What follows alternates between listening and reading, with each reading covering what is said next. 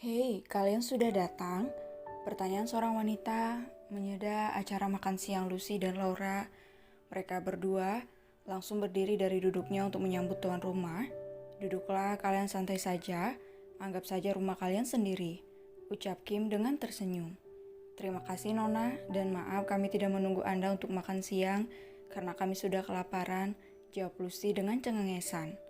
It's okay, santai saja, balas Kim dan ikut bergabung dengan kedua temannya itu. Jenny, setelah Jenny saat pandangan dua orang itu mengarah padanya. Lucian, balas gadis ceria itu. Laura balasnya dengan wajah cuek. Salam kenal semua, ujar Jenny ramah. Salam kenal juga kakak, saut Lucy antusias. Mereka pun makan siang bersama dengan diselingi canda dan tawa. Yang paling dominan adalah si gadis ceria Lucy. Bersiaplah, kita akan menghadiri acara makan malam nanti, perintah Kim kepada tiga wanita yang ada di hadapannya. Dengan kompak, mereka mengangguk kepala mereka patuh dengan ucapan Kim. Lucy, mulai sekarang kau akan ikut casting model di model Paris Hugo, dan nanti Julia akan membimbingmu. Jadi menurutlah padanya, ucap Kim pada gadis imut di depannya. Baik Nona, saut Lucy dengan semangat. Laura, kau akan menjadi bodyguardku sekarang. Kali ini Kim berkata pada Laura yang hanya menampilkan wajah cueknya. Baiklah, jawabnya cuek. Mereka pun melanjutkan obrolan dan canda tawa mereka hingga matahari, hingga sore hari menyapa mereka. Di rumah sakit berbeda, teriakan kesakitan terdengar di kamar rawat PPIP yang tak kalah mewahnya dari kamar rawat Malvin. Oh Tuhan, ini sakit sekali, keluh pria berwajah Arab Eropa itu saat burung untanya terasa nyeri dan begitu ngilu. Sakit, cepat berikan aku obat untuk menghilangkan rasa sakit ini. Teriak Kanu menggema di seluruh kamar rawat itu. Awas kau Kimberly like Hugo, aku akan membalasmu, dan kau sendiri yang akan datang padaku dan naik keranjangku, geram Keanu di sela rasa sakit yang melandanya. Pria Arab Eropa itu begitu terpukul dengan keadaannya sekarang, meskipun tidak separah Malvin, tetap saja pria itu merasa terpukul dengan hasil laporan sang dokter. Dokter mengatakan kalau alat reproduksinya mengalami cedera parah yang mengakibatkan Keanu harus kehilangan kehebatan di atas ranjang dan juga berpengaruh pada tingkat kesuburannya akibat tendangan keras dan kuat yang diberikan oleh Kim pada burung ontanya yang sangat hebat. Wajahnya pun tak luput dari cedera, hidung tinggi menjulangnya harus mengalami patah, belum juga kedua rahang kokohnya yang kini harus melakukan pembedahan untuk meratakan kembali rahang dan juga hidungnya. Jadilah pria Casanova itu harus menghabiskan hari-harinya di rumah sakit untuk beberapa hari ke depan. Sial, wanita sialan itu menghancurkan wajah tampanku juga, erangnya lagi. Aku tidak akan melepaskanmu Kimberly, kau harus bertanggung jawab atas apa yang kau lakukan pada kejantananku yang sekarang harus menderita, gumamnya dengan nada penuh amarah. Austin, sentaknya. Saya tuan, saut Austin. Apa sudah kau lakukan yang kuperintahkan? Sudah tuan. Bagus, aku ingin dia menerima akibatnya atas kelancangan wanita sialan itu padaku.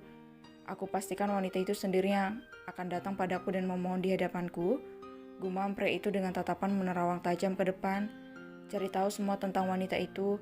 Aku tidak habis pikir dengan keberaniannya dan juga kesadisannya. Perintah Keanu untuk mencari tahu latar belakang seorang Kimberly. Pria itu merasa Kimberly bukanlah wanita sembarangan. Dia yakin di balik seorang Kimberly ada latar belakang seorang penguasa atau dari kalangan klan mafia mungkin. Aku tidak akan mengampunimu Kimberly. Kau harus menjadi milikku dan mainanku sayang. Keanu menyeringnya di balik rasa nyeri yang tiba-tiba datang kembali. Pergilah dan segera lakukan rencana kita, perintah Keanu sambil mendesis. Baik tuan, balas Austin dan meninggalkan tuannya itu sendiri di kamar rawat yang sangat mewah. Nona Lot, ada yang ingin bertemu denganmu, seru sang penjaga sel tahanan itu. Lot yang sedang merenungi nasibnya itu tersadar kaget dan ia pun berdiri dari ranjang reyok itu dan mendekati sang penjaga sel tahanan. Ikutlah perintah wanita tambung itu. Lot pun dengan patuh mengikuti wanita yang memanggilnya tadi. Dari jauh dia sudah melihat wanita berambut pendek sedang menatap dirinya. Dengan tidak sabarannya Lot berlari ke arah Morgan. Dengan wajah binar bahagia, dia berharap Morgan menyampaikan kabar bahagia kali ini. "Katakan padaku," ujar Lord saat berhadapan dengan Morgan dengan sebuah kaca menjadi penghalang mereka dan telepon masing-masing menempel di telinganya. "Cak," decak Morgan malas. "Morgan," geram Lord di balik telepon yang ada di tangannya. "Sabarlah, sampai Tuan Malvin pulih," saut Morgan malas dengan mencebikkan mulutnya. "Jadi dia masih di rumah sakit? Bagaimana kabarnya? Apa dia baik-baik saja?" Rentetan pertanyaan diberikan kepada Morgan yang hanya bisa diam dengan wajah malasnya. "Morgan, jawab aku," pakik Claude sambil mengarahkan telepon di pegangannya ke mulutnya. "Jangan teriak, Claude, aku mendengarmu," geram Morgan. "Katakanlah bagaimana kabar Malvin?" tanyanya dengan wajah tidak sabaran. Keadaannya sangat menyedihkan, sinis Morgan dengan wajah cuek. Apa maksudmu?" tanya Lord kembali. "Dia harus mengalami bisu permanen dan aku jamin dia tidak akan bisa menikmati para jalangnya lagi. Alat penjatanannya telah..." Morgan tidak melanjutkan ucapannya, tapi wanita itu bergaya seperti seorang yang sedang memotong leher binatang. "Kau serius?" pakik Lord kembali, sehingga mendapatkan teguran dari wanita yang ada di belakangnya. Jadi bersabarlah hingga pria malang itu pulih dan kita meminta untuk mencabut laporan untukmu." "Tapi sampai kapan aku harus bersabar, Morgan?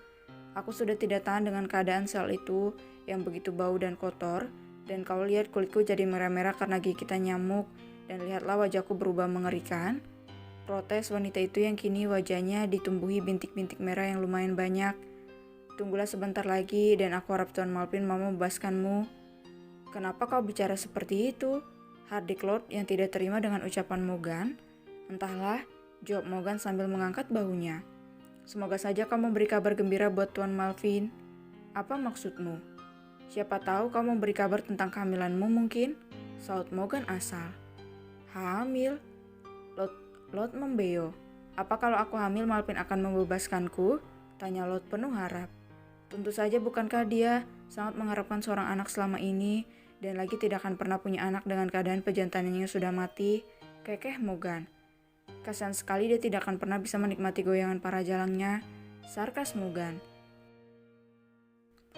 "Jaga ucapanmu, Morgan," sentak Lord yang tidak terima Malvin dihina. "Terserah, aku pergi dulu. Ingat, jangan bikin rusuh lagi. Aku muak mengurus kelakuanmu," decak Morgan dan meninggalkan Lord di sana. "Hamil? Mudah-mudahan aku hamil."